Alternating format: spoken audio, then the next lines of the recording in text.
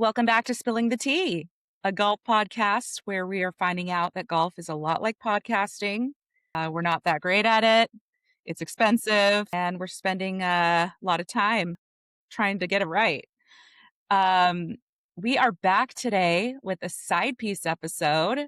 We've got me playing Marshall Canyon, and Kurt played Lake Wisconsin Country Club. So we're going to jump into both of those. Thank you so much for listening, guys. Please take a moment to subscribe and rate. That really helps us. And if you want to play with us, DM us because we would love to have listeners play with us. Playing partners make all the difference. All right. So Kurt and I have been having our own golf adventures independently. I stepped out on Kurt and played Marshall Canyon in Laverne, California, and Kurt played Lake Wisconsin Country Club in, how do you even say that? That is Prairie du Sac, Wisconsin. Prairie du Sac, Wisconsin. Great. That is Awesome. correct. Yeah, my sister lives there. The gentleman that took us is a member there. And it's a private club? It is semi-private.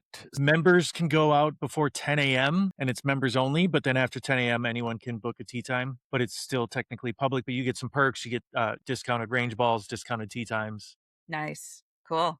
We are dealing with some serious golf addictions. We're having a lot of fun together, but today we're going to talk about where we played on our own and report back if we should go back and play those together or if we just want to skip them. Yeah, these side piece episodes are just going to be a quick hit. We will definitely cover the bases that we usually cover in our regular episodes. So that includes price, playability, and personality. 2 courses, 2 separate rounds. So let's jump in. I'll start with Marshall Canyon. I love Marshall Canyon, so I have just only good things to say. Feeling very positive today about Marshall Canyon. I played with my family in mid-June. We had family out for a graduation, a high school graduation. So we wanted to put some golf together. Our family kind of like caught the bug. Stepdad caught it probably like 2 years ago. I'm like a year in. And then brother-in-law is all about it now. And then I have a brother who's been playing for like a decade and he's pretty good. I'm actually surprised it took you so long to catch the golf bug if you've got all of these golfers in the family. I don't know if I had the bandwidth to take on a hobby when I was at USA Water That's Polo. true. I just think that the timing was right. It's funny Then you say that because I am seriously considering going back to work full time, and I don't know how that's going to affect my golf life. So I've been consulting for the past year and a half, and that's been great because I can pick my hours and I can choose when I work and then when I golf and all that stuff. So it'll be really interesting to see how I figure all of that out. I guess we thank Jamie Davis for the podcast. That's right. Thank you, Jamie, and all my friends at USA Water Polo. So we put a foursome together and we had so much fun. I know you've played Marshall before. Tell me a little bit about what your experience, then I'll kind of go into our day. Yeah, I love Marshall Canyon. I used to live in Glendale, and Marshall Canyon is just across the freeway, so not too far from where I was living at the time. A ton of wildlife there. It's a great course. Really difficult greens from what I remember. Very very undulating because of where it is in the hills, so they're all really hilly. But just far enough outside the city that it's a little more affordable than some of the courses in LA. Yeah, that's another reason I love it. So, yeah, definitely more affordable. The price was $57 for each of us on a Friday in June. So, it was a 7:30 a.m. tea time. I think my stepdad paid a little bit less because he's a member, but the course, it is so worth $57. You can't get that kind of golf in Orange County. It's a hidden gem. I highly recommend it. Got there early, we warmed up, and it played great. It was a beautiful day. Back to what you said about the greens, they are insane. They're actually redoing some of those greens. It's a really fun course because there's just a lot of variety. There's elevation, like going up and down. There's lots of wildlife. There's easy par threes and then tough par threes. And then there's some really long holes that kind of make it challenging, especially for me because I don't have the distance quite yet. But what they do there, which I've seen on some scorecards before, is on two of the holes, two of the longer holes for the ladies, it's a par five versus it being a par four. And so that really helps and kind of equalizes it a little bit. But it's just a really great course. We were just so happy to be there. We were having so much fun. That was the fourth time I played there. And so I went back and looked at all the rounds I've played. I actually played there a year ago, almost to the day, for the first time. So that day, my first time ever playing Marshall Canyon, I scored a 124, which was normal at that time. That was like in the way beginning. And then for this round, the one that I'm talking about, I scored 105. So I think that's a huge improvement. That's 19 strokes in a year. So I'm really excited about that. Sometimes I need to like see things like that so that I can see the progress because sometimes I just get frustrated or I'm out there and I'm duffing it Yeah. or whatever. But seeing the progress, thumbs up, thumbs up. So Yeah, that's great. You're definitely getting better. It is sometimes tough to see that progress because you have one bad round and it makes you forget about some of those good rounds you've recently had, but then you look at like your overall scores over time and you see that you're getting better, which is good.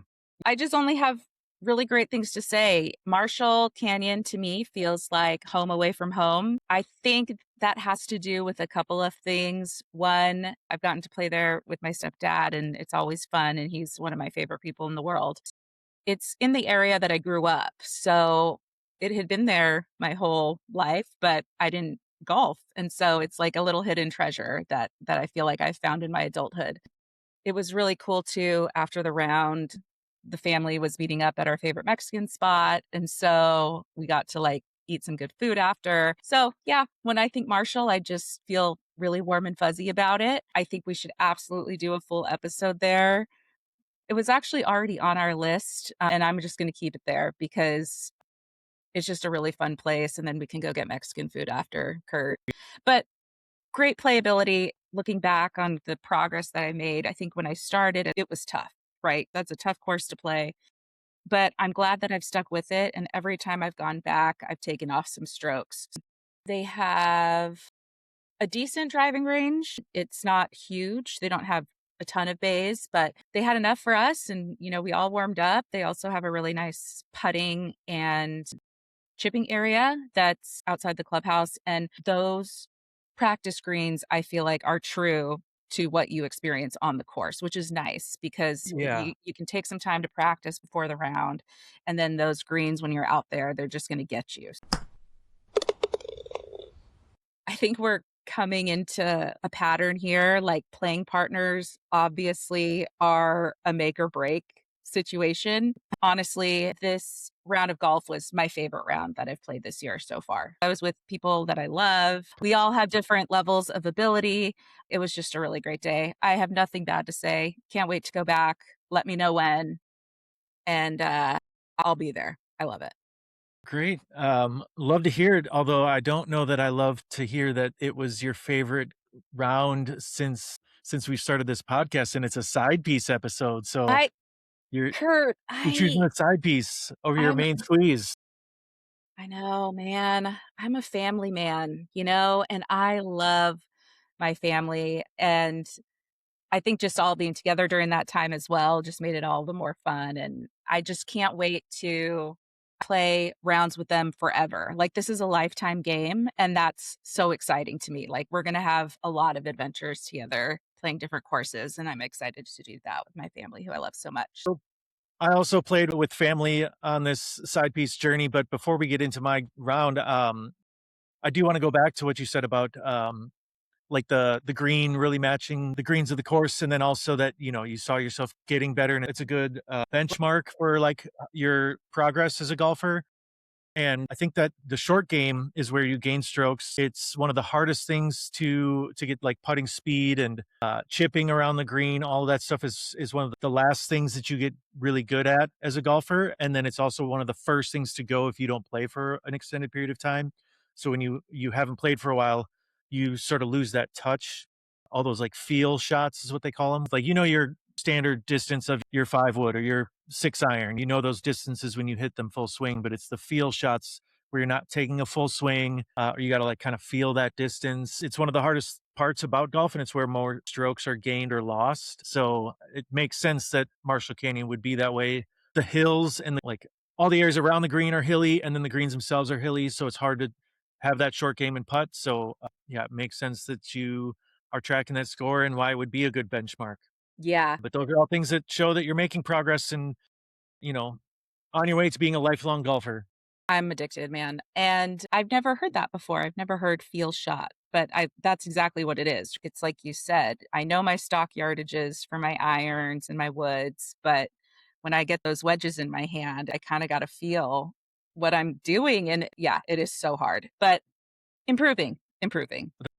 Okay, Kurt, you went on an adventure. Tell me about it. I had a work trip that took me to Chicago, and the work trip was July 6th through the 9th. And so I decided to extend it and turn it into a 10-day extravaganza. I'm a Midwestern boy. I used to live in Chicago. I'm originally from Wisconsin. Work covered my flight and then my hotels during that stay. So brought my wife with me and made a whole trip out of it and booked a trip to Wisconsin before my work event. So we flew to Chicago, rented a car, and drove to Prairie du Sac, where my sister lives, and spent the 4th of July with her. And she's got a good friend who's the best man from her wedding, who's got a lake house. So we spent the 4th of July on the water, riding jet skis and pontoon boats. And they have one of those lily pads that like you can like stand up on the water and like four people can Yeah. sit on it and you're still floating. And so we were like, a bunch of us were just hanging out, like either on the perimeter or on it. And then my sister from Florida flew up. So we had the whole family. My parents came over too. And the whole Gulsvik family was together for the 4th of July. So it was really fun. But it was a long day of drinking. We got to the lake house like noon or 1 and started having some drinks, having a good time, took the pontoon boat out, went to the local like tavern on the water and grabbed some more drinks, and then took the pontoon back and continued, and then went back to my sister's house and played some games. And the next morning, Matt is his name. He's the best man for my sister's wedding. He's the choir director at Sauk Prairie High School there and is also a member at Lake Wisconsin Country Club. So he lined up the round for him, me, and then the best man from my wedding came up from my hometown. And then my dad was in town. And so it was the four of us. And I think I mentioned it's a semi private. So members only can book from 10 a.m. and earlier. So we got out there, it was like a 9:30 tea time, and I think the member guest cost was $80. My dad goes by Papa G, that's his grandparent name, but Papa G paid for my round, so it only cost me my dignity. Okay, man. All right. So, what does that mean? Well, I didn't play awful, but yeah, my sister from Florida made the trip, my parents were in town, we had 2 close family friends that also drove over, and so we were all on the lake, we were up late, hanging out, playing games. And then with a 9 a.m. tea time, 12 hours of drinking and a day on the lake is not a recipe for good golf. Like I was sore from riding the jet ski. I was throwing the football and like not didn't warm up. So like get to the first tee box and I start saying all that and they just made fun of me for making excuses early. But the course is beautiful. I started out hitting it pretty well. I lost some steam by like hole 8 and then I just never recovered. But was with the best man for my wedding, one of my best friends growing up, and still is to this day. And with my dad, who is my lifelong golf partner, like he taught me to play golf, and anytime we're together, we have to get around in. I was also dealing with that 2 hour time difference flying back. So 9 a.m. felt like 7 a.m., but that meant I was up at 6 a.m. and we were up late, and I'm not a 6 a.m. riser. But the course played well. There's a few holes I'd love to play again. The first couple of holes had really good drives, but hit it like too far, which it's not me bragging. It's just like one was a dog leg right. And I thought I could hit driver and probably should have hit a little bit shorter. But I went through the fairway and past the trees. So I had trees blocking my approach shot. I just put myself in trouble because I don't know the course well enough. And so I hate being penalized for a good shot. There's some fun holes. It's right on Lake Wisconsin, which feeds into the Wisconsin River. And there's some really fun holes right along the lake, including there's one par 3 where you like go over a bridge and then the tee box is like out in the water. It's almost like a peninsula. And so you're hitting over water onto the green. And that was really fun. I got some good pictures. We'll post That's those on our cool. channel. The trees in Wisconsin are just they're big, they're beautiful. The course is kind of carved out inside. And so there's a lot of cool backdrops. Unfortunately, there was a hole where like even if you knew where your ball was, it was too dense to even go into it. So it was just a lost ball. So took a penalty on that tee box. But I definitely miss playing Wisconsin golf. Midwest golf is great. I mentioned Papa G paying for my round, but I don't know that he would have felt it was a good deal. It was in good shape and it had great views, but it wasn't like the best country club in Wisconsin. There's some really good courses out there. He also pays like next to nothing. He has the TPC card or something like that in Minnesota. There's like 3 tiers. The first tier, they don't pay anything. The second tier, they pay like $5. And the third tier, they pay like $10. And the card itself costs him, I think, $150 for a year. And he can play like any golf course for free. It's insane. So I think Wow. price wise, I don't think he would have felt it was worth it, but I think he's got a skewed perspective because of that. But I think he also wasn't playing well, so he was kind of frustrated. But we had a great time. Like you said, playing partners really matter. We were having a good time. We were doing a little gambling. We played 7-5-3-1, which is if you get the best score on the hole, you get 7 points. The second best gets 5 points.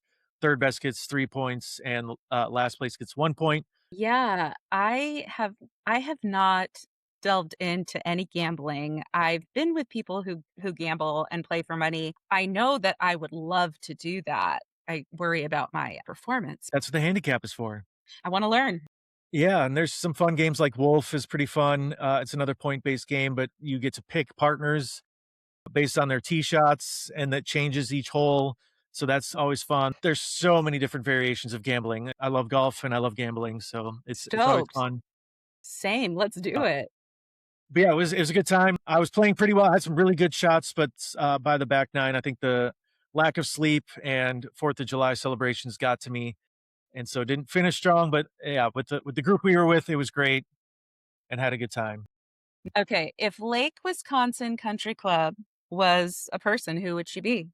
I think she would be a true Midwestern gal. She's tough, she's good looking, and she can probably outdrink you. I love it. Oh my gosh. That's awesome. It sounds like you had a great Yeah. time, dude. Yeah, we had a great time. Really, really fun trip. Started off right with a Fourth of July celebration, and then a round of golf at a nice country club that I hadn't played before, and played with my best friend and my dad. So it was fun. Sounds like you had a great time with family as well. So successful side piece. The last couple of weeks we've been busy, but I'm excited to play again. I'm excited to go to Tustin Ranch. We've had a couple of these side pieces, but excited to play together and get the podcast normal format going again. Yep. But thank you so much for tuning in to this episode of Side Piece. We love spilling the tea with everyone. If you've played any of these courses, please DM us and let us know what your experiences were. We'll share those on our future podcasts and share your stories. We want to hear what you think. We also want to play with you. So let us know your thoughts. Please like, rate, subscribe, listen, and we'll be back next week. Awesome. Thanks, Kurt.